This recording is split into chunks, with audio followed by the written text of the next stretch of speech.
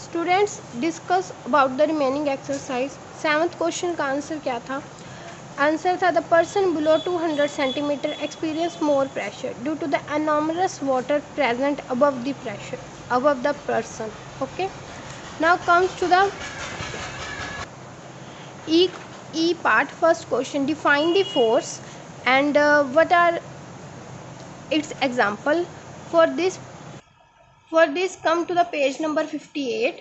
For the definition you have to write this first paragraph, from force to exist. Okay, then write this: no, it is not necessary for the two body to come in direct contact with the force to exist between them. up to here. फिर आपने ये line add करनी है इसके बीच में कि force exist only as a result of interaction. Okay, फिर हमें देनी है एग्जाम्पल देनी है। एग्जाम्पल जो है वो उसके लिए आप आ जाए पेज नंबर 65 पे। Come to the page number 65 with example. तो आपने यहाँ से स्टार्ट करना है। The falling apple is get accelerated, ये स्टार्ट करके यहाँ से आपने कट करना है। यहाँ पे ये ब्रैकेट है ना, यहाँ से कट करना है। कहाँ तक कट करना है? यूनिवर्स तक। और आंसर मार्क करना है ईच तक। ये फर्स्ट का आंसर है। ओके, ये इतना क्या है फर्स्ट का answer. Now come to the second. State 3 effect of force, give suitable examples भी देनी है। Comes to the page number 58 page पर आ जाए। यहाँ से मार्क करें, चेंजेस बताने हैं और फोर्सेस के इफ़ेक्ट्स बताने हैं। For this point along with this, यहाँ से ये 2 लाइंस। ओके, एग्जाम्पल क्या है? ये एग्जाम्पल है इसकी। टेक से लेके मूव तक आपने मार्क करना है, ये इसकी एग्जाम्पल होगी। ओके, सेकंड आंसर की। और क्या आपने इसके साथ लिखना है? और ये 3 पॉइंट लिखने हैं। First point, second point, third point. Then comes to the change in the shape and the size of the object. ये भी सेकंड का ही आंसर है। ओके, ये सेकंड ही आंसर है। अभी ये पूरा कंप्लीट, यहाँ तक पूरा complete up to them. Second answer. Then for the third answer you have to write it on your book, on your notebooks। वो कहते हैं कि स्नो शूज़ जो होते हैं मोर इफेक्टिव क्यों होते हैं than the ordinary shoes on walking on the snow, because it prevent from slipping due to the friction force. क्यों ये हमें स्लिपिंग से बचाते हैं स्नो पर? क्यों? क्योंकि फ्रिक्शन फोर्स प्रेजेंट होती है स्नो शूज़ के ऊपर। स्पाइक्स होते हैं ना, उनके कारण क्या आ जाती है? डेवलप हो जाती है, फ्रिक्शन फोर्स आ जाती है। फिर वो कहते हैं जो पोर्ट्रेट्स होते हैं, जो मतलब घड़े बनाने वाले होते हैं, घुमार जिन्हें हम कहते हैं, वो अपने सर के ऊपर वो कपड़ा रख के हेड के ऊपर, फिर ऊपर वो पोर्ट्रेट्स रखते हैं, मतलब ठीक है, पोर्ट्स रखते हैं। Why it is so? क्यों? To reduce the pressure of the load by increasing the surface area. वो कपड़ा रखने से क्या होता है? वो सरफेस एरिया बढ़ जाता है, तो उनका प्रेशर क्या है? रिड्यूस हो जाता है। सरफेस एरिया बढ़ा दिया, pressure reduce. In sharp knife, cut the vegetable and the fruit more effectively than the blunt knife, because sharp knife applied more pressure than the blunt knife। क्योंकि sharp knife क्या करता है? more pressure apply करता है blunt knife से। क्योंकि surface area, यहाँ पे एक और लाइन ऐड कर दो, because sharp knife have less surface area. Then for the next D, school bags के जो स्ट्रैप्स होते हैं वो ब्रॉडर क्यों बनाए जाते हैं? वाइड क्यों होते हैं? For this answer comes to the 67 page number. 67 page number से कहाँ से मार्किंग करनी है?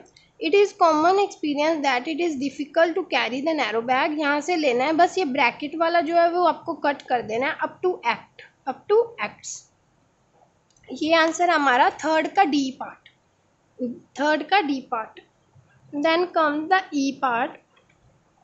It is much easy to burst a inflated balloon with the needle than the finger. वो क्या कह रहे हैं? इन्फ्लेट मतलब कि जब हम कहते हैं पिन से हम बैलून जो ब्लड बलून होता है, उसमें जब मारते हैं पिन तो वो क्या होता है, बर्स्ट हो जाता है। लेकिन अगर हम फिंगर के साथ करते हैं तो वो नहीं होता। Why? Because needle apply more pressure than the finger, because needle have less surface area, so more pressure is applied, so more pressure is applied. Now come to the next. Mountaineer suffer, mountains पे जो जाते हैं उनके nose में से bleeding होनी start हो जाती है। Why? For this answer came to 73 page number. 73 page number पे कहाँ से? एज वी मूव अपवर्ड से स्टार्ट करना है और आपने कहाँ तक जाना है? दैम तक जाना है। ओके, एफ आंसर, दैम तक जाना है मूव अपवर्ड से स्टार्ट करके। Now came to the G part. G part में क्या कह रहा है? Airplane have pressurised cabins for the passenger safety while the flying high in the atmosphere. वो कहते हैं जो एयरप्लेन होते हैं उनके बीच में क्या प्रेशराइज्ड चैम्बर होता है। Why it is so? इसका आंसर भी 73 पेज नंबर पे भी है। आप आ जाएं 73 में। इसको भी एज से स्टार्ट करना है, लेकिन पहले डिफ़िकल्ट तक लिखना है। ओके, जी आंसर पहले डिफ़िकल्ट तक लिखना है, फिर यहाँ से स्टार्ट करना है दोबारा। फॉर दिस रीज़न से लेके क्रू तक, ये भी आंसर क्या आएगा? जी का है answer. Okay, got it. Came to the next for the fourth. वो कहते हैं ये हमारे पास दो रोड्स दी हुई हैं, बताओ इन दोनों रोड में से कौन सी रोड लेस सिंक करेगी। मतलब एक बच्चा है, वो क्या कर रहा है? बीच पर प्ले कर रहा है और रोड ए है, रोड बी है, बताओ कौन सी रोड लेस सिंक होगी। Which road will less sink? So the answer is road B will sink less because it have more surface area. Okay, so it applies less pressure on the surface. The B sinks on the surface, तो ऐसे करके the B sinks less.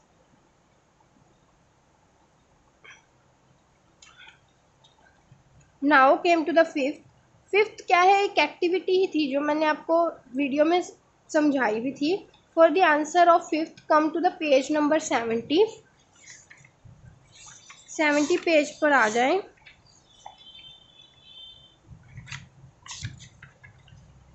Okay, यहाँ पे आ जाएं आप। ये वाली activity number 8, उसमें आपने होल तक पहले मार्क करना है, टेक से स्टार्ट करके होल तक। ओके, ये आपने डायग्राम भी ड्रॉ करनी है और फिर क्या करना है? दी इमर्जिंग वाटर से स्टार्ट करके अबव इट तक, फिर वही से स्टार्ट करके लिक्विड तक। ये आंसर है हमारा fifth answer along with the diagram.